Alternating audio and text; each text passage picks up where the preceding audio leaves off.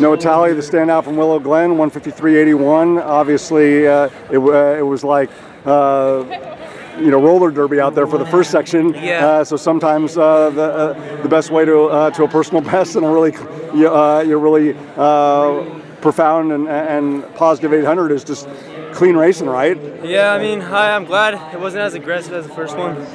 And I mean, first lap was feeling pretty good, and I mean, me and my teammate Duncan have been hitting some crazy, really good workouts, but I just didn't have a time to back it up. So, I mean, yeah, it was really good. I finally got closer to representing what we're really working with this season. Hopefully, I mean, we'll have more to come.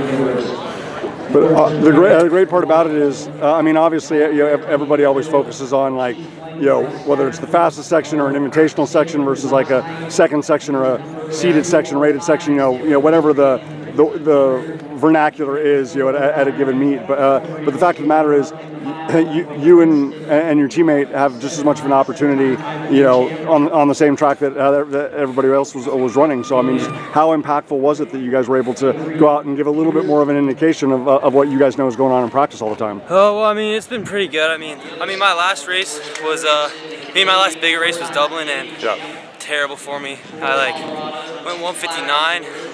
Just didn't have it in the day, just mentally. I just psyched myself out, and then the last couple of weeks just been grinding out, and it's nice because I have a guy that's right with me, and so we just have each other every rep, and it doesn't even hurt, the hardest rep doesn't even hurt, because I mean, I'm just thinking about how lucky I am to have him with me. I mean, he's going next year, so it's really just taking advantage of that, and then just proving to myself and to everyone else that the last couple races I ran this season just weren't me.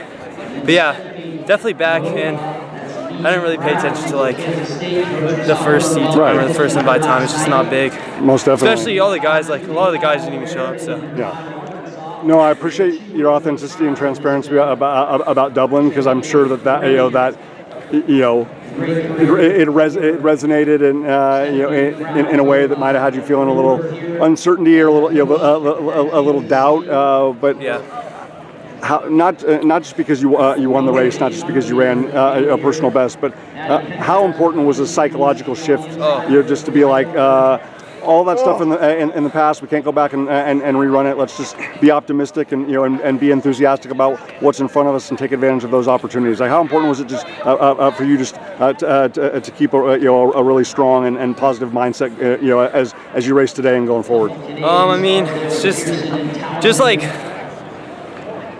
after the start I had, I didn't there's really no reason to be logical, I mean, these races I was hitting these workouts and it didn't show. I just didn't want to let it get to my head, and there were times in the car I was I don't know, bro, this is big. I wasn't even seated that high, and I just felt I mean, I could either take it as oh, I'm just not as good, or I just have to prove it's wrong, So hopefully, I mean, the trend will keep coming up and I'll progress further this season. Well, I don't think that you were defined by Dublin, nor do I think that